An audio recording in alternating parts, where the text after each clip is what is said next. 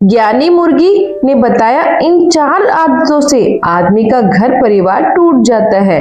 प्रिय दर्शक बंधुओं, कहा जाता है कि एक मकान को घर बनने में बरसों लग जाते हैं, खूब पसीने की कमाई और पीढ़ियों के संस्कार लगते हैं। हम सब अपनी जिंदगी में दिन रात मेहनत करते हैं, सिर्फ इसलिए ताकि हमारा परिवार खुश रहे, हमारे बच्चे सुकून की रोटी खा सके और बुढ़ापे में हमारे पास अपनों का साथ हो। लेकिन क्या आपने कभी सोचा है कि इतनी मेहनत और इतने प्यार के बावजूद कई बार हंसते खेलते परिवार अचानक बिखर क्यों जाते हैं? क्यों जिस घर में कल तक खुशियों की किलकारियां गूंजती थी, आज वहां सिर्फ खामोशी और तनाव छाया हुआ है? मित्रों, इसका कारण अक्सर बाहर नहीं बल्कि हमारे घर के अंदर है। हमारे अपने व्यवहार में भी छुपा होता है। हमारे शास्त्रों में और बड़े बुजुर्गों ने मनुष्य की कुछ ऐसी आदतों के बारे में चेतावनी दी है जो दीमक की तरह होती है। जैसे दीमक एक मजबूत से मजबूत लकड़ी को भी अंदर ही अंदर खोखला कर देती है और बाहर से देखने पर पता भी नहीं चलता, ठीक वैसे ही घर के मुखिया या आदमी की यह 4 आदतें उसके मान, सम्मान, सुख, शांति और जमा जमाए परिवार को जड़ से खत्म कर देती है। अक्सर इंसान को लगता है कि वह तो परिवार के भले के लिए ही सब कर रहा है, उसका गुस्सा या उसकी जिद जायज है, लेकिन अनजाने में वह कुछ ऐसी गलतियां कर बैठता है, कुछ ऐसा व्यवहार अपना लेता है जो उसके अपने ही खून के रिश्तों को उससे दूर कर देता है। यह आदतें इतनी खतरनाक है कि यह न केवल पति पत्नी के पवित्र रिश्ते में दरार डालती है, बल्कि बच्चों के भविष्य और घर की बरकत को भी पूरी तरह खा जाती है। जिस घर में यह आदतें पनपने लगती है, वहां से लक्ष्मी रूठ कर चली जाती है। आज के इस वीडियो में हम आपको उन्हीं 4 बेहद गंभीर और खतरनाक आदतों के बारे में बताने जा रही हूँ। यह वीडियो हर उस इंसान के लिए जरूरी है जो अपने परिवार से प्यार करता है। अगर आपके अंदर या आपके किसी जानने वाले के अंदर इनमें से एक भी आदत घर कर गई है तो आज ही सावधान हो जाइए, समय रहते बदल डालिए, क्योंकि यह आदतें कलयुग में घर तोड़ने का सबसे बड़ा कारण बन रही है। तो चलिए बहुत ध्यान से जानते हैं कि आखिर वो कौन सी 4 गलतियां हैं जो एक आदमी को कभी नहीं करनी चाहिए, ताकि उसका परिवार हमेशा जुड़ा रहे, उसका आंगन खुशियों से महकता रहे। लेकिन दर्शक बंधु, कथा में आगे बढ़ने से पहले एक महत्वपूर्ण बात बता देती हूँ। गरुड़ पुराण में स्पष्ट लिखा है कि जब हम कोई कथा बीच में छोड़ते हैं तो हम केवल शब्द नहीं छोड़ते, हम उस आशीर्वाद को अधूरा छोड़ देते हैं जो शायद ईश्वर ने खास हमारे लिए भेजा हो। इसलिए इस ज्ञान यज्ञ को अंत तक सुनकर ही सफल बना है। यदि आपका हृदय भी इस बात से सहमत है तो अपनी श्रद्धा को एक लाइक में बदलिए, हमारे चैनल को सब्सक्राइब करके इस आध्यात्मिक यात्रा में हमारे साथी बनिए और कमेंट में जय श्री हरि लिखकर इस कथा के शुभारंभ का साक्षी बनिए। तो चलिए पूरे मन और पूरी श्रद्धा के साथ कथा के सागर में प्रवेश करते हैं। अन्विता की जिंदगी किसी परियों की कहानी से कम नहीं थी। वह शहर के मशहूर उद्योगपति देवेंद्र प्रताप सिंह और उनकी पत्नी सावित्री की इकलौती बेटी थी। 11 साल की अन्विता के पास वह सब कुछ था जो किसी बच्चे का सपना होता है। उसका कमरा खिलौनों से भरा था, स्कूल जाने के लिए लग्जरी कार थी और घर में नौकर चाकर थे। लेकिन अन्विता को इन चीजों से ज्यादा प्यार अपने माता पिता का साथ था। देवेंद्र प्रताप जितने बड़े आदमी थे, दिल के उतने ही नरम थे। वे अक्सर कहते थे, अन्विता पैसा तो हाथ का मैल है, असली दौलत तो परिवार और संस्कार होते हैं। लेकिन शायद किस्मत को अन्विता की यह खुशी मंजूर नहीं थी। एक तूफानी रात जब देवेंद्र प्रताप और सावित्री एक बिजनेस पार्टी से लौट रहे थे, उनकी कार का नियंत्रण बिगड़ गया और वे खाई में गिर गई। उस हादसे में अन्विता ने अपने माता पिता दोनों को खो दिया। इस खबर ने पूरी बिरादरी में हड़कंप मचा दिया। अन्विता, जो घर पर अपनी आया के साथ थी, इस खबर को सुनकर पत्थर की मूरत बन गई। उसके आंसू भी जैसे सूख गए थे। अंतिम संस्कार के समय रिश्तेदारों का तांता लगा हुआ था। सब अन्विता के सिर पर हाथ फेर रहे थे, लेकिन उनकी नजरें देवेंद्र प्रताप की आलीशान कोठी और करोड़ों की जायदाद पर थी। तभी भीड़ से एक भारी आवाज आई, मेरी भतीजी अब अनाथ नहीं है। यह थे देवेंद्र प्रताप के चचेरे भाई रघुवीर सिंह। रघुवीर शहर के दूसरे कोने में रहते थे और उनकी आर्थिक स्थिति बहुत अच्छी नहीं थी, लेकिन आज वे सबसे आगे थे। उनके साथ उनकी पत्नी निर्मला भी थी, जिसने चेहरे पर दुख का मुखौटा पहन रखा था। रघुवीर ने वकीलों और समाज के सामने ऐलान किया, अन्विता मेरे छोटे भाई की आखिरी निशानी है। उसका पालन पोषण मैं करूंगा। कानूनन भी ही उसका सबसे करीबी रिश्तेदार हूँ। अन्विता को उस वक्त कुछ समझ नहीं आया था।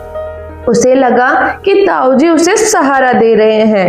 कानूनी औपचारिकताओं के बाद देवेंद्र प्रताप की सारी जायदाद अन्विता के बालक होने तक रघुवीर की देखरेख में आ गई। अन्विता को अपना पुश्तैनी घर छोड़ना पड़ा और वह रघुवीर के घर शिफ्ट हो गई। रघुवीर का घर भी ठीक ठाक था, लेकिन वहां का माहौल अजीब था। उनके 2 बच्चे थे, बेटा आर्यन और बेटी रिधिमा। अन्विता को लगा था कि हम उम्र में भाई बहन मिलने से उसका दुख कुछ कम होगा। घर पहुंचते ही निर्मला का व्यवहार बदल गया। अभी भी वे ड्राइंग रूम में बैठे ही थे कि निर्मला ने अन्विता के हाथ से उसका बैग छीन लिया। सुनो अन्विता, यह तेरा वह महल नहीं है जहाँ नौकर तेरे आगे पीछे घूमते थे। यहाँ रहना है तो यहाँ के तौर तरीके सीखने होंगे। अन्विता सहम गई। जी ताई जी ने नहीं, बड़ी माँ बोल। निर्मला ने कड़े स्वर में कहा, सुन, ऊपर वाले कमरे में आर्यन और रिधिमा रहते हैं। हमारे पास एक्स्ट्रा कमरा नहीं है। रसोई के बगल में जो छोटा स्टोर है, मैंने उसे खाली करवा दिया है। तू वहीं रहेगी। अन्विता की आंखों में आंसू आ गए। मैं जिस बिस्तर पर सोती थी वह मखमल का होता था और अब उसे एक ऐसे कमरे में रहने को कहा जा रहा था जहां शायद हवा भी मुश्किल से आती थी। उस रात अन्विता को खाने में सिर्फ उबली हुई दाल और एक रोटी मिली, जबकि डाइनिंग टेबल पर आर्यन और रिधिमा पिज्जा खा रहे थे। अन्विता ने जब निर्मला की तरफ देखा तो निर्मला ने चबाते हुए कहा, क्या देख रही है? बच्चों की फरमाइश थी इसलिए मंगाया। तेरे लिए दाल रोटी बहुत है, सेहत के लिए अच्छी होती है। वैसे भी अब सादगी से जीना सीख लो। अगली सुबह से अन्विता की असली परीक्षा शुरू हुई। सुबह 4 बजे निर्मला ने उसे लात मारकर उठाया। उठ महारानी, सूरज सिर पर आ गया है। घर का पोछा कौन लगाएगा? अन्विता हड़बड़ा कर उठी। उसकी नींद पूरी नहीं हुई थी। बड़ी माँ, मुझे पोछा लगाना नहीं आता। निर्मला ने उसके बालों को मुट्ठी में लिया। अन्विता चीख पड़ी, आवाज नीचे नहीं आता तो सीख। मेरे घर का अन्न मुफ्त में तोड़ने नहीं दूंगी। देवेंद्र प्रताप ने मेरे लिए कोई वसीयत नहीं छोड़ी है। सारा पैसा तेरे नाम पर बैंक में बंद पड़ा है। जब तक तू 18 की नहीं होती, तेरा खर्चा मुझे उठाना पड़ रहा है। उसका बदला काम करके चुका। अन्विता ने रोते हुए बाल्टी उठाई। मैं पूरा दिन घर का काम करती रही। उसके नन्हे हाथों में छाले पड़ गए। दोपहर में जब उसने थोड़ा सुस्ताने के लिए कमर सीधी की तो रिधिमा ने जानबूझकर पानी का गिलास फर्श पर गिरा दिया। ओ नो मम्मा, देखो, अन्विता ने पानी गिरा दिया। रिधिमा ने झूठ बोला। निर्मला दौड़कर आई और बिना कुछ पूछे अन्विता के गाल पर तमाचा जड़ दिया। कामचोर, अभी साफ किया था और फिर गंदा कर दिया। अब इसे साफ कर और फिर मेरे कमरे में आकर मेरे पैर दबा। मेरे सिर दर्द कर रहा है। शाम को जब रघुवीर घर लौटा तो अन्विता को उम्मीद की किरण दिखी। वह दौड़कर उनके पास गई। ताऊ जी, बड़ी माँ मुझे बहुत मारती है, मुझे काम कराती है। रघुवीर ने कोट उतारते हुए ठंडी नजरों से अन्विता को देखा। निर्मला ठीक ही तो कर रही है, लड़कियों को घर का काम आना चाहिए। और सुन, आज के बाद मेरी शिकायत करने मेरे पास मत आना, मैं बहुत थक कर आता हूँ, मुझे घर में कलेश नहीं चाहिए। अन्विता का दिल टूट गया। उसे समझ आ गया कि यहाँ कोई उसका अपना नहीं है। वह अब उस घर की बेटी नहीं बल्कि एक बंधुआ मजदूर थी। कुछ दिन बाद अन्विता ने स्कूल जाने के लिए अपनी ड्रेस निकाली। उसे स्कूल जाना बहुत पसंद था, लेकिन जैसे ही वह तैयार होकर बाहर आई, निर्मला ने उसे रोक लिया। कहाँ जा रही है? सज धज के। स्कूल की बड़ी माँ, आज मेरा टेस्ट है, अन्विता ने डरते हुए कहा। निर्मला जोर से हंसी। स्कूल भूल जाए, स्कूल तेरी फीस भरने के पैसे नहीं है मेरे पास, और वैसे भी पढ़ लिख कर क्या करेगी? आखिर में चौका बर्तन ही तो करना है। आज से तेरा स्कूल बंद। घर में काम वाले को मैंने हटा दिया है, उसके पैसे बचेंगे। अब से झाड़ू, पोछा, बर्तन और कपड़े सब तुझे करने हैं। अन्विता पैरों पर गिर पड़ी। नहीं बड़ी माँ, प्लीज, पापा चाहते थे मैं डॉक्टर बनूं, मेरी पढ़ाई मत रोकिए, मैं घर का सारा काम कर लूंगी, रात में कर लूंगी, लेकिन मुझे स्कूल जाने दीजिए। तभी आर्यन वहां आया। उसने अन्विता के स्कूल बैग पर पैर रखकर उसे कुचल दिया। मम्मी जाने दो ना इसे, वैसे भी क्लास में सब इसका मजाक उड़ाते हैं कि अब यह गरीब हो गई है। आर्यन और रिधिमा एक दूसरे को देखकर हंसने लगी। अन्विता का स्कूल छूट गया। अब उसकी दुनिया उस चारदीवारी में सिमट कर रह गई थी। दिन भर गालियां, मारपीट, रूखा सूखा खाना, उसका शरीर कमजोर पड़ गया था। आंखों के नीचे काले घेरे पड़ गए थे। एक दिन घर में एक पार्टी रखी गई। रघुवीर का जन्मदिन था। शहर के कई लोग आए थे। अन्विता को सख्त हिदायत थी कि वह पुराने और गंदे कपड़े पहनकर मेहमानों के सामने ना आए और किचन में ही रहे। अन्विता चुपचाप कोने में बैठकर जूठे बर्तन धो रही थी। तभी किचन का दरवाजा खुला।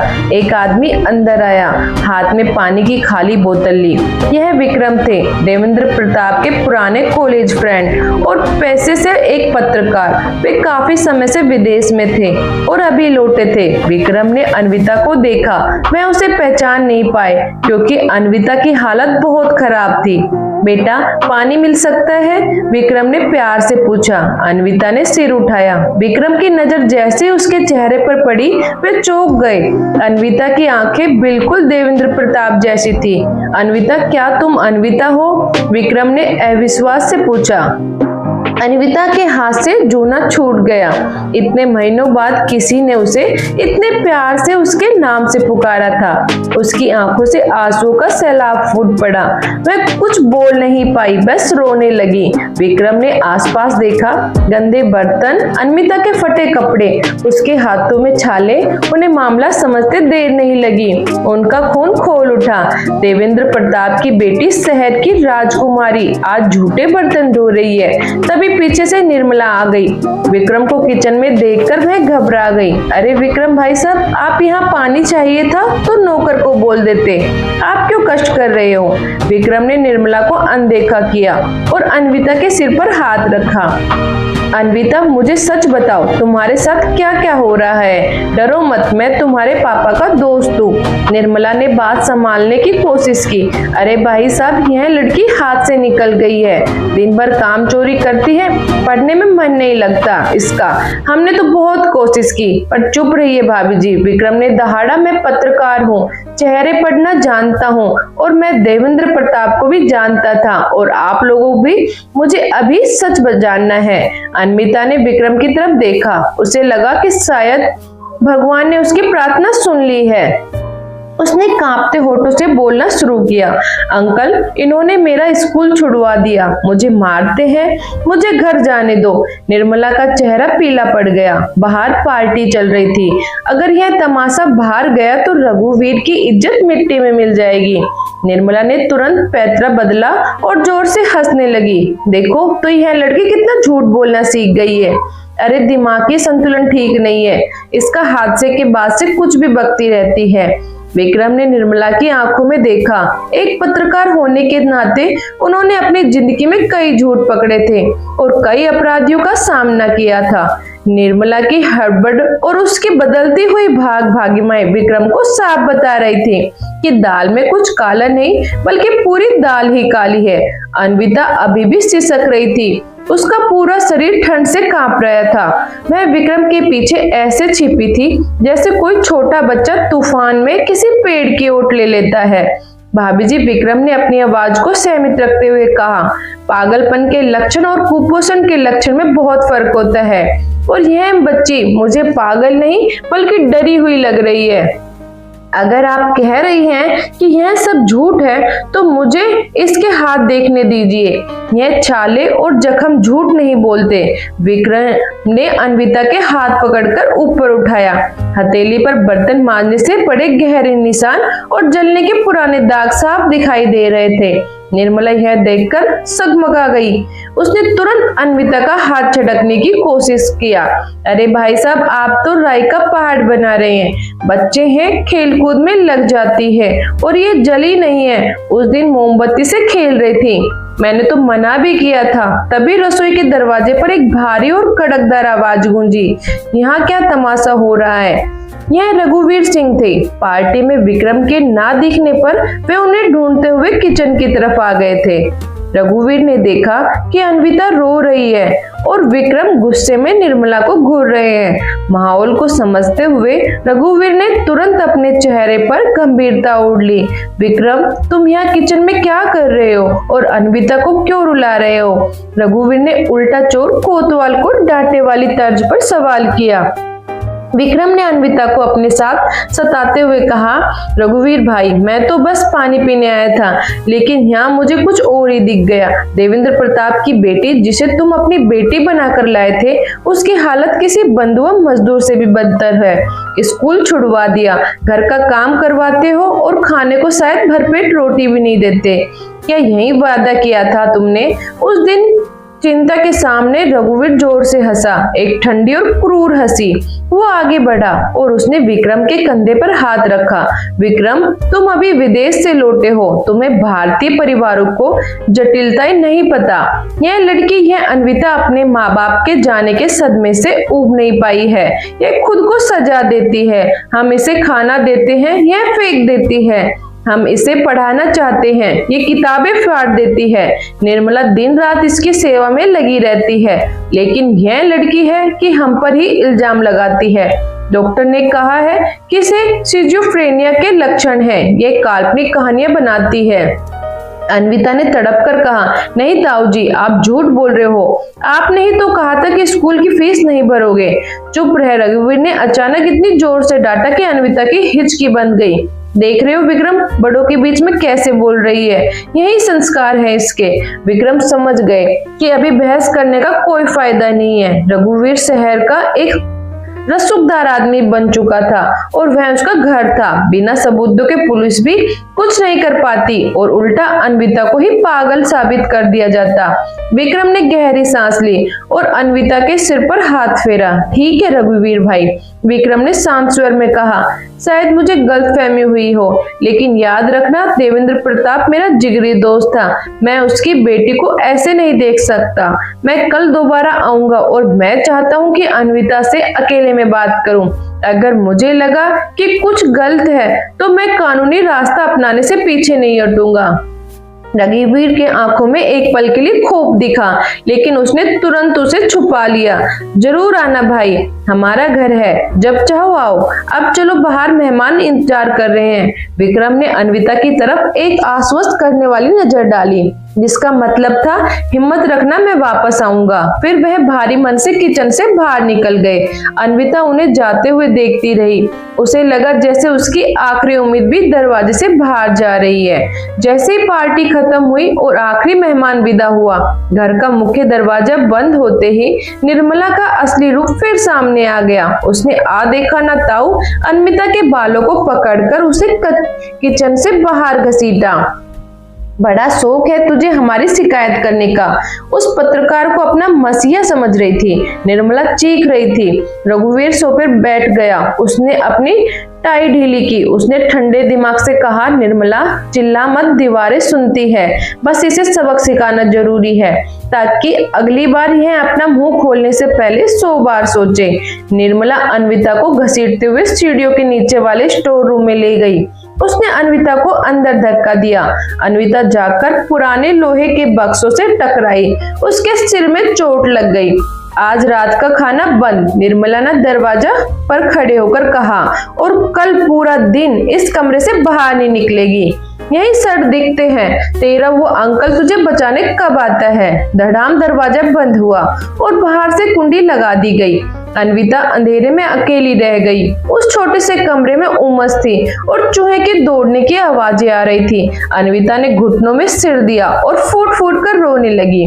उसके सिर से खून रिस रहा था और पेट भूख से जल रहा था, लेकिन शारीरिक दर्द से ज्यादा उसे इस बात का डर था कि अब उसका क्या होगा। क्या विक्रम अंकल सच में वापस आएंगे या ताऊजी उन्हें भी डराकर भगा देंगे? रात गहरी होती गई। अन्विता को अपने माता पिता की बहुत याद आ रही थी। उसे याद आया कि कैसे उसकी माँ उसे रात को परियों की कहानियां सुनाकर सुलाती थी। आज यहाँ अंधेरे में मच्छरों और चूहों के बीच वह सिर्फ उन यादों के सहारे ही सांस ले पा रही थी। अगली सुबह सूरज निकला, लेकिन अन्विता के लिए नहीं। उसका दरवाजा बंद ही रहा। उसे बाहर से घर की आवाजें आ रही थी। बर्तनों की खनखनाहट, टीवी की आवाज, आर्यन और रिधिमा की हंसी, सब कुछ सामान्य था, जैसे अन्विता का कोई अस्तित्व ही नहीं हो। दोपहर के करीब बाहर कुछ हलचल हुई। अन्विता ने दरवाजे के पास कान लगाकर सुनने की कोशिश की। रघुवीर की आवाज आ रही थी। मैं किसी से फोन पर बात कर रहा था। हाँ वकील साहब, वह पत्रकार विक्रम कल फिर आ सकता है। वह बहुत रहे थे और हाथ से कार रोकने का इशारा कर रहे थे।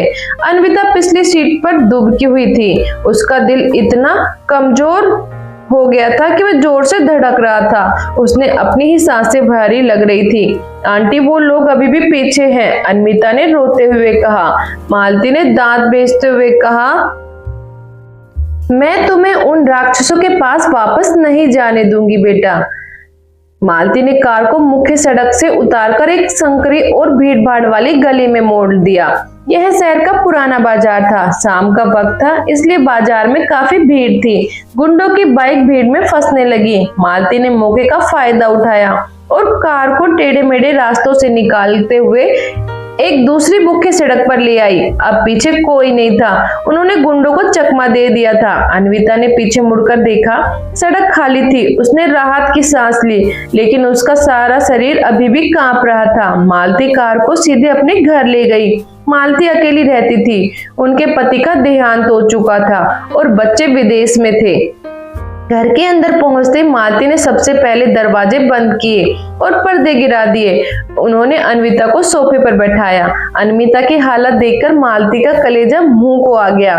उसके पैरों से खून बह रहा था। सिर पर चोट का निशान था और गाल पर थप्पड़ की उंगलियां छपी थी। मालती ने जल्दी से फर्स्ट एड बॉक्स निकाला और अन्विता के जख्मों को साफ करने लगी।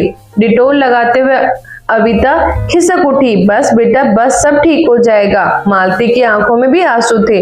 मुझे माफ कर देना अन्विता, मुझे पता ही नहीं चला कि तुम इतनी मुसीबत में हो। मैंने कई बार तुम्हारे ताऊजी को फोन किया, लेकिन वो हमेशा कहते थे कि तुम हॉस्टल चली गई हो या तुम्हारी तबीयत ठीक नहीं है। उन्होंने मुझे कभी तुमसे बात ही नहीं करने दी। मरहम पट्टी करने के बाद मालती ने अन्विता को गर्म दूध और कुछ सैंडविच दिए। अन्विता ने ऐसा खाना खाया जैसे उसे सदियों से खाना ना मिला हो। यह देखकर मालती का गुस्सा और बढ़ गया। उन्होंने फैसला कर लिया कि अब वह चुप नहीं बैठेगी। तभी मालती को कुछ याद आया। उन्होंने अपना फोन उठाया। मैं अभी विक्रम को फोन करती हूँ, उन सबूतों के साथ आ रहा हूँ। विक्रम ने मालती की तरफ देखा। भाभी, जंग अभी खत्म नहीं हुई है। आज रात उन्होंने अपनी ताकत दिखाई है। कल सुबह हमें उन्हें सच की ताकत दिखाएंगे। अन्विता को वापस लाने के लिए मुझे चाहे पूरा शहर हिलाना पड़े, मैं पीछे नहीं हटूंगा। उधर रघुवीर अन्विता को लेकर घर नहीं गया। जीप शहर से बाहर एक सुनसान रास्ते पर मुड़ गई। अन्विता ने खिड़की से बाहर देखा। यह रास्ता घर का नहीं था। हम कहाँ जा रहे हैं? अन्विता ने डरते हुए पूछा। रघुवीर रघुवीर ने आगे की सीट से मुड़कर देखा, उसकी आंखों में खून उतर आया था। घर पर अब तेरे लिए घर के दरवाजे बंद हो चुके हैं अन्विता, अब तू वहीं जाएगी जहां तेरे जैसे पागल रहते हैं, पागल खाना। अन्विता का दिल बैठ गया। पुलिस की जीप शहर की रोशनी से दूर घने जंगलों के बीच बनी एक पुरानी और डरावनी इमारत के सामने रुकी। इमारत के चारों तरफ ऊंची दीवारें थी जिन पर नुकीले कांच और कांटेदार तार लगे थे।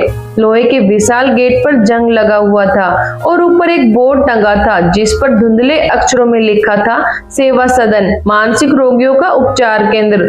लेकिन शहर के लोग इसे पागलों का नरक कहते थे। जीप का दरवाजा खुला, रघुवीर बाहर निकला और उसने एक गहरी सांस ली। उसके चेहरे पर एक शैतानी सुकून था। इंस्पेक्टर चौहान ने अन्विता को जीप से नीचे खींचा।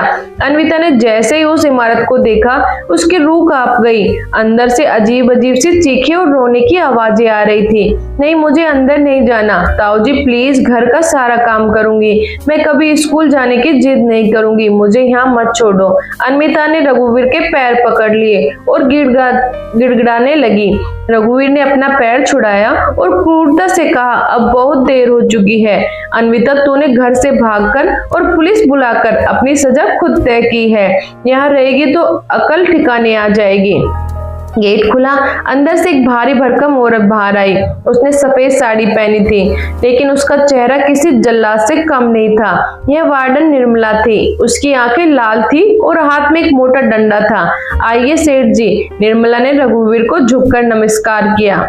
आपको फोन आ गया था, सब इंतजाम तैयार है। रघुवीर ने निर्मला के हाथ में नोटों की एक गड्डी थमाई। निर्मला, इसका खास ख्याल रखना, मतलब इतना ख्याल रखना कि यह अपना नाम तक भूल जाए। अगर कोई पूछे तो कहना यह बहुत हिंसक मरीज है, इसलिए इसे किसी से मिलने नहीं दिया जा सकता। निर्मला ने नोटों को अपना ब्लाउज में छिपाया और एक कुटिल मुस्कान दी। आप बेफिक्र रहिए सेठ जी, हमारे यहाँ आने के बाद अच्छे अपनी याददाश्त खो देते हैं। यह तो बस एक बच्ची है, इसे स्पेशल वार्ड में रखूंगी, ऐसी दवाई दूंगी कि दिन रात सोती रहेगी।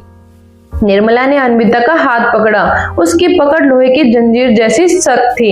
अन्विता ने छुड़ने की बहुत कोशिश की। विक्रम अंकल, मालती आंटी बचाओ, उसकी चीखें उसे सन्नाटे में गूंज रही थी। रघुवीर और इंस्पेक्टर चौहान जीप में बैठकर वापस चले गए। अन्विता उन्हें जाते हुए देखती रही जैसे उसकी जिंदगी आखिरी उम्मीद धुएं में उड़ गई हो। उसे घसीटते हुए अंदर ले गई। अंदर का नजारा बाहर से भी ज्यादा खौफनाक था। एक लंबी गैलरी थी जिसे दोनों तरफ सलाखों वाले कमरे थे। उन कमरों में लोग जंजीरों से बंधे थे। कोई हवा में हाथ हिलाकर बातें कर रहा था तो कोई सिर दीवार पर पटक रहा था। गंदगी और फिनाइल की मिली जुली बदबू से अन्विता का दम घुटने लगा। निर्मला उसे एक अंधेरे कमरे में ले गई। उसने अन्विता को अंदर धक्का दिया और बाहर से ताला लगा दिया। ओए चुप कर, अगर एक भी आवाज निकाली तो भूख ही रहेगी। निर्मला के डंडे से सलाखों पर वार करते हुए धमकाया। अन्विता उस डंडे से फर्श पर गिर पड़ी। कमरे में सिर्फ एक छोटी सी लड़की थी जो बहुत ऊपर थी। वहां से चांद की हल्की सी रोशनी आ रही थी। अन्विता घुटनों में सिर देकर रोने लगी। उसे अब यकीन हो गया था कि वह यहाँ से कभी बाहर निकल पाएगी। वह अब पागल घोषित हो चुकी थी। उधर शहर में विक्रम के अखबार के दफ्तर में हलचली मची हुई थी। रात के 2 बज रहे थे। विक्रम अपने कंप्यूटर पर उंगलियां चला रहा था जैसे कोई सैनिक मशीन गन चलाता है। उसकी आंखों में नींद नहीं, प्रतिशोध की आग थी। उसके पास मालती बैठी थी जो बार बार अन्विता के फोटो को देखकर आंसू पोंछ रही थी। विक्रम ने हेडलाइन टाइप की अरबती की अनाथ भतीजी महलों से पागल खाने तक का खौफनाक सफर, पुलिस और पैसे का काला खेल। उसने पूरी कहानी विस्तार से लिखी। जैसे देवेंद्र प्रताप की मौत के बाद रघुवीर ने जायदाद हड़पी, कैसे अन्विता को नौकरानी बनाया और आज रात कैसे उसे पुलिस की मदद से गायब कर दिया गया। मालती ने अन्विता के स्कूल के रिकॉर्ड और वह मेडिकल रिपोर्ट भी दी जो उसने पिछली बार अन्विता को चोरी छुपे डॉक्टर को दिखाकर बनवाई थी, जिसमें कुपोषण का जिक्र था। एडिटर ने खबर पढ़ी और गंभीर हो गए। विक्रम, यह सब खबर शहर में आग लगा दी। रघुवीर सिंह का नाम बहुत बड़ा है, सुबह हमारे ऑफिस पर हमले भी हो सकते हैं। विक्रम ने मेज पर मुक्का मारा। होने दो हमले सर, अगर आज हम डर गए तो एक मासूम बच्चे की जिंदगी बर्बाद हो जाएगी। वह उसे पागल खाने ले गए हैं, हमें सुबह होते ही वहां रेड डालनी होगी और यह खबर ही हमारा हथियार है। प्रेस में मशीनें चलने लगी, सुबह का अखबार छपने लगा, हजारों प्रतियां तैयार हो रही थी और कुछ ही घंटों में शहर के हर घर तक पहुंचने वाली थी। विक्रम ने रोकने का नाम नहीं लिया। उसने रात ही में बाल कल्याण समिति के चेयरपर्सन मिसेज अनुराधा को फोन लगाया। अनुराधा एक सख्त और ईमानदार अफसर थी। विक्रम ने उन्हें सारी स्थिति बताई और सुबह तुरंत कार्रवाई करने की विनती की। सुबह के 7 बजे रघुवीर अपने आलीशान घर में बगीचे में बैठा चाय की चुस्कियां ले रहा था। वह बहुत खुश था। अन्विता का कांटा अब हमेशा के लिए उसके रास्ते से हट गया था। निर्मला भी पास बैठी हंस रही थी। अरे सुनिए, निर्मला ने कहा, आज रमन और प्रीति को नई साइकिल दिलवा देना। वैसे भी अब अन्विता के नाम का पैसा हम खुलकर खर्च कर सकते हैं। तभी नौकर अखबार लेकर आया। रघुवीर ने मुस्कुराते हुए अखबार उठाया। जैसे ही उसकी नजर फ्रंट पेज पर पड़ी, उसके हाथों से चाय का कप छूटकर नीचे गिर गया और चकनाचूर हो गया। मोटे अक्षरों में उसकी करतूतें छपी थी। साथ में अन्विता की वह फोटो थी जिसमें वह फटे कपड़ों में डरी हुई दिख रही थी। ये क्या है? रघुवीर का चेहरा सफेद पड़ गया। तभी उसका फोन बजने लगा। पहला फोन शहर के कमिश्नर का था। रघुवीर, यह क्या देख रहा हूं मैं? तुमने तो कहा था लड़की बीमार है, अखबार में तो लिखा है कि तुमने उसे किडनैप करवाया है। मीडिया का दबाव बहुत ज्यादा है, मुझे इंक्वायरी बैठानी पड़ेगी। रघुवीर पसीने से तरबतर हो गया। सर, यह सब झूठ है, उस पत्रकार की साजिश है। साजिश हो या सच, अब मैं तुम्हारी मदद नहीं कर सकता। CWS की टीम पुलिस फोर्स के साथ सेवा सदन जा रही है। अगर लड़की वहीं मिली तो तुम गए। फोन कट किया। रघुवीर के पैरों तले जमीन खिसक गई। सेवा सदन अगर वहां पहुंच गए तो मेरी पोल खुल जाएगी। उधर सेवा सदन में सुबह की शुरुआत हो चुकी थी। अन्विता पूरी रात सो नहीं पाई थी। उसकी आंखें सूजी हुई थी। निर्मला वार्डन 2 नर्सों के साथ आई। उसके हाथ में एक इंजेक्शन था। पकड़ो इसे, निर्मला ने आदेश दिया। यह इंजेक्शन लगते ही यह 2 दिन तक नहीं उठेगी। रघुवीर सेठ का हुक्म है। अन्विता पीछे हटी। नहीं, दूर रहो मुझसे। नर्सों ने उसे जबरदस्ती पकड़ लिया। अन्विता झटपट आ रही थी। निर्मला इंजेक्शन लेकर आगे बढ़ी। सुई अन्विता की जांघ में चुभने वाली थी कि धड़ाम, बाहर के लोहे के गेट पर जोरदार आवाज आई। सायरन की आवाज गूंजने लगी। निर्मला का हाथ रुक गया। यह क्या शोर है? एक कर्मचारी दौड़ता हुआ आया। मैडम, पुलिस और साथ में बहुत सारी गाड़ियां हैं, मीडिया वाले भी हैं। उन्होंने गेट तोड़ दिया है। निर्मला के हाथ से इंजेक्शन गिर गया। क्या पुलिस इससे पहले कि निर्मला कुछ कर पाती? वार्ड का दरवाजा खुला। सामने विक्रम, मालती और उनके साथ एक सख्त मिजाज वाली महिला, कई पुलिस वाले खड़े थे। लेकिन यह पुलिस इंस्पेक्टर चौहान की टीम नहीं बल्कि स्पेशल फोर्स थी। विक्रम की नजरें सीधे अन्विता पर पड़ी जो नर्सों की जकड़ में थी और वो रो रही थी। अन्विता, विक्रम चिल्लाया। अन्विता ने जैसे ही विक्रम को देखा, उसने ना जाने कहां से ताकत आ गई। उसने नर्सों को धक्का दिया और दौड़कर विक्रम के पास आई और उनसे लिपट गई। अंकल, अंकल, आप आ गए। मिसेज अनुराधा ने निर्मला को, नर्सों को देखा। गिरफ्तार कर लो इन सबको। बिना किसी मेडिकल ऑर्डर के एक बच्चे को यहाँ कैसे रखा? और यह इंजेक्शन क्या है? निर्मला घुटनों पर बैठ गई। मैडम, मुझे माफ कर दो। मुझे रघुवीर सेठ ने पैसे दिए थे, मेरा कोई कसूर नहीं है। विक्रम ने पास जाकर निर्मला के सामने अपना फोन रिकॉर्डिंग मोड ऑन कर दिया। सच बोल, अगर बचना चाहती है तो सच बोल। रघुवीर ने क्या कहा था? निर्मला ने सब उगल लिया। उन्होंने कहा था, इसे पागल बना दो, इसे कभी बाहर मत आने दो। जायदाद के लिए वहां मौजूद मीडिया के कैमरों ने यह सब रिकॉर्ड कर लिया।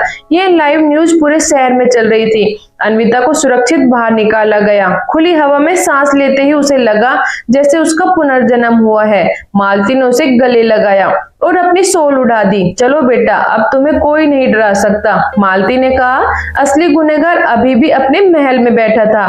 पुलिस की गाड़ी, विक्रम और मीडिया का पूरा काफिला अब सीधे रघुवीर के घर की तरफ मुड़ गया। शहर के लोग जिन्होंने अखबार पढ़ा था वो भी रघुवीर के पास, घर के पास इकट्ठा हो गए। भीड़ गुस्से में थी। रघुवीर घर के अंदर बेचैनी से टहल रहा था। निर्मला रो रही थी। अब क्या होगा? पुलिस आ रही है। रघुवीर ने अपनी पिस्तौल निकाली। मैं जेल नहीं जाऊंगा, मैं रघुवीर सिंह हूँ, मैंने यह साम्राज्य बनाया है, मैं इसे ऐसे खत्म नहीं होने दूंगा। तभी बाहर पुलिस के मेगाफोन की आवाज आई, रघुवीर सिंह अपने आप को कानून के हवाले कर दो, पूरा घर घेर लिया गया है।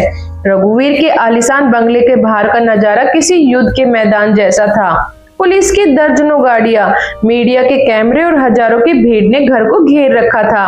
भीड़ में लोग गुस्से से चिल्ला रहे थे, मासूम को इंसाफ दो और रघुवीर को बाहर निकालो। ये वही लोग थे जो कल तक रघुवीर के सामने झुककर सलाम करते थे, लेकिन आज उसकी सच्चाई जानने के बाद उनकी सबकी आंखों में नफरत थी।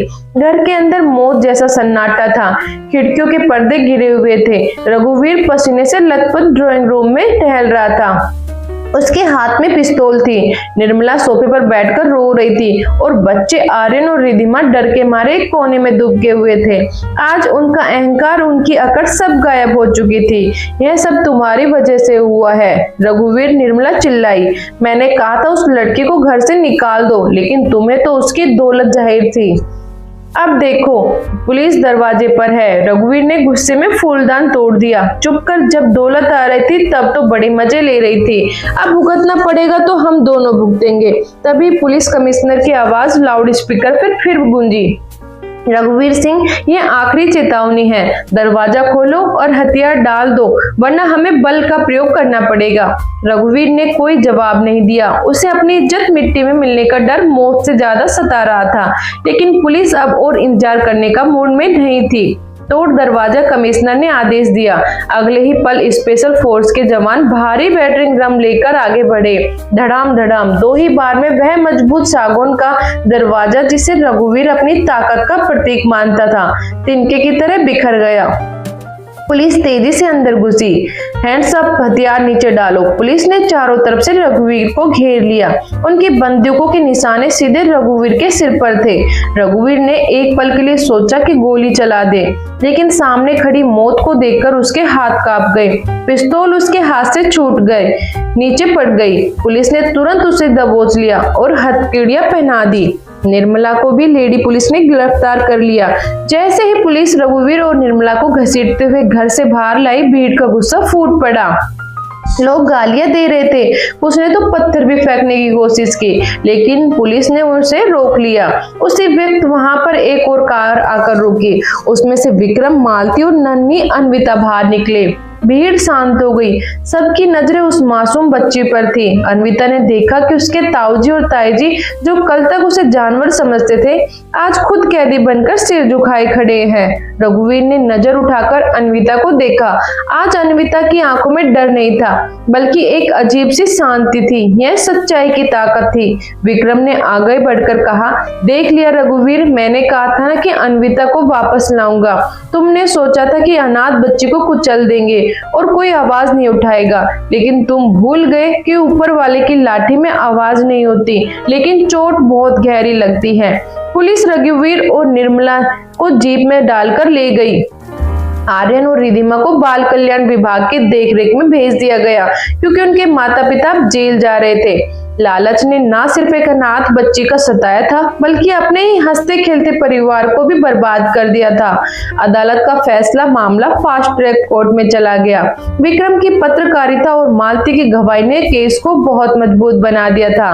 पागल खाने की वार्डनर निर्मला ने सरकारी गवाह बनकर सब सच उगल दिया।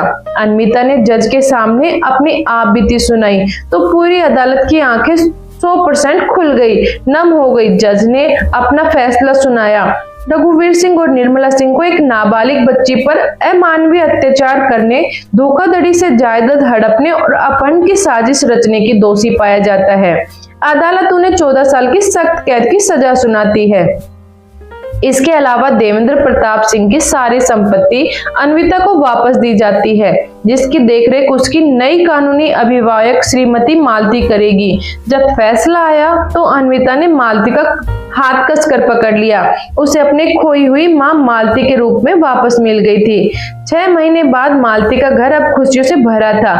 अन्विता अब वापस स्कूल जाने लगी।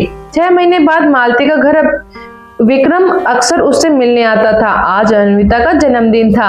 मालती ने घर को गुब्बारों से सजाया था। अन्विता ने एक सुंदर गुलाबी फ्रॉक पहनी थी, बिल्कुल वैसी जैसी उसके पापा उसके पहनाते थे। केक काटते समय अन्विता ने आंखें बंद की और मन ही मन प्रार्थना की, मम्मी पापा मैं जानती हूँ आप मुझे देख रहे हैं, अब मैं डरती नहीं, नया परिवार मिला है, मैं खूब पढ़ूंगी और आप जैसा नेक इंसान बनूंगी। विक्रम ने अन्विता को एक गिफ्ट दिया। अन्विता ने खोलकर देखा तो उसमें एक डायरी और पेन था। यह क्यों अंकल? अन्विता ने पूछा। विक्रम मुस्कुराए, ताकि तुम अपनी कहानी लिख सको और जब भी तुम्हें लगे कि दुनिया में अंधेरा है यह तो याद रखना तुम उस अंधेरे से लड़कर बाहर निकली हो, तुम एक योद्धा हो। अन्विता शाम को अन्विता अपनी बालकनी से खड़ी थी। आसमान में एक तारा बहुत चमक रहा था। अन्विता मुस्कुराई। उसे पता था कि बुरा वक्त चाहे कितना भी लंबा क्यों न हो, सवेरा जरूर होता है, बस हिम्मत नहीं हारनी चाहिए। उसने पीछे मुड़कर देखा जहाँ मालती और विक्रम हंस रहे थे। उसे अपना असली घर मिल गया था, ईंट पत्थर का नहीं बल्कि प्यार से बना हुआ। दर्शक बंधु, अभी यह कथा यहीं खत्म नहीं होती है। अभी हम यह भी जानेंगे कि इन 4 आदतों से आदमी का घर परिवार टूट जाता है। प्रिय दर्शक बंधु, चलिए अब विस्तार से जानते हैं उन 4 आदतों के बारे में। पहली आदत है क्रोध और कड़वी वाणी। दोस्तों, परिवार टूटने का सबसे पहला और मुख्य कारण होता है घर के मुखिया या सदस्य का बहुत ज्यादा गुस्सा करना और कड़वा बोलना। शास्त्रों में कहा गया है कि तलवार का घाव तो समय के साथ भर जाता है, लेकिन कड़वी बोली का घाव कभी नहीं भरता। कई आदमियों की आदत होती है कि वह छोटी छोटी बात पर घर में चिल्लाने लगते हैं, अपनी पत्नी और बच्चों को अपशब्द कहते हैं। जब आप अपने ही घर के लोगों का सम्मान नहीं करते, उन्हें जलील करते हैं, तो धीरे धीरे उनके मन में आपके लिए प्यार खत्म हो जाता है और डर बैठ जाता है। और याद रखिए, जहाँ डर होता है वहाँ प्रेम नहीं होता। इसलिए अपनी जुबान पर काबू रखें, क्योंकि यही जुबान घर को स्वर्ग भी बना सकती है और नर्क भी। दूसरी आदत है कान का कच्चा होना। दूसरी सबसे खतरनाक आदत है कान का कच्चा होना, यानी घर के लोगों से ज्यादा बाहर वालों की बातों पर भरोसा करना। अक्सर देखा गया है कि कुछ लोग अपने माता पिता, भाई बहन या पत्नी की बातें सुनने की बजाय दोस्तों, पड़ोसियों या रिश्तेदारों की बातों में आ जाते हैं। बाहर वाले अक्सर जलते हैं और वह कभी नहीं चाहते कि आपका घर आबाद रहे। वह आपके कान भरते हैं और आप घर पर आकर बिना सच जाने कलेश कर बैठते हैं। जो आदमी अपनों पर शक करता है और गैरों की सलाह पर घर चलाता है, उसका घर टूटना तय है। इसलिए घर की बातें घर में ही सुलझाएं, तीसरे इंसान को बीच में ना लाएं। तीसरी आदत है अहंकार और अपनी गलती ना मानना। तीसरी आदत जो घर को दीमक की तरह खा जाती है वह है अहंकार, यानी मैं ही सही हूँ, मैं ही सब कुछ कर सकता हूँ, ये जिद पकड़ लेना। कई पुरुषों में यह ईगो होता है कि वह घर के मुखिया है तो उनसे गलती नहीं हो सकती। अगर उनसे कोई गलती हो भी जाए तो वह माफी मांगना अपनी तौहीन समझते हैं। दोस्तों, याद रखना, झुकता वही है जिसमें ज्ञान होता है, अकड़ना तो मुर्दे की पहचान होती है। अगर आपसे गलती हुई है तो अपने बच्चों या पत्नी से माफी मांगने में कोई बुराई नहीं है। इससे आप छोटे नहीं होंगे, बल्कि उनका सम्मान आपके लिए और बढ़ जाएगा। जिस घर में मैं और तू की लड़ाई होती है वहाँ शांति हमेशा के लिए चली जाती है। चौथी और आखिरी आदत, नशा और बुरी संगत। चौथी आदत सबसे घातक है, वह है नशा करना और गलत संगत में पड़ना। जब घर का आदमी अपनी गाड़ी कमाई शराब, जुए या सट्टे में उड़ाने लगता है तो घर की आर्थिक स्थिति तो खराब होती ही है, साथ ही साथ घर की इज्जत भी मिट्टी में मिल जाती है। एक नशेड़ी इंसान ना तो अपने बच्चों का अच्छा भविष्य दे पाता है और ना ही अपनी पत्नी को सुख। नशा इंसान की बुद्धि को भ्रष्ट कर देता है और उसे हैवान बना देता है। जिस घर में रोज नशे को लेकर झगड़े होते हैं वहां लक्ष्मी कभी नहीं टिकती। इसलिए अगर आपको अपने परिवार से प्यार है तो इन व्यवस्थाओं को आज ही छोड़ दें, इन बुरी आदतों से त्याग कर लें। तो बंधु, यह थी वह 4 बुरी आदतें जो दीमक की तरह एक हंसते खेलते घर को बर्बाद कर सकती है। मुझे उम्मीद है कि आज की यह जानकारी आपकी आंखें खोलने वाली होगी। हमेशा याद रखिए, दुनिया में पैसा और शोहरत तो दोबारा कमाया जा सकता है, लेकिन अगर परिवार एक बार टूट जाए तो उसे जोड़ना बहुत मुश्किल होता है। एक समझदार इंसान वही है जो समय रहते अपनी कमियों को पहचाने और उन्हें सुधार ले। अपने अहंकार और जिद को छोड़कर अपने रिश्तों में मिठास घोलिए, क्योंकि अंत में आपके पास आपका परिवार ही खड़ा मिलेगा। अगर आपको आज का यह वीडियो पसंद आया तो हमारी मेहनत अच्छी लगी हो तो वीडियो को लाइक जरूर करें। इस वीडियो को अपने दोस्तों और रिश्तेदारों में साथ ही शेयर करना बिल्कुल ना भूलें। हो सके तो आपका एक शेयर किसी का घर टूटने से बचा ले। कमेंट में जय श्री राधे कृष्णा या जय श्री कृष्णा जरूर लिखें। बाय बाय दोस्तों, मिलते हैं एक नेक्स्ट वीडियो में।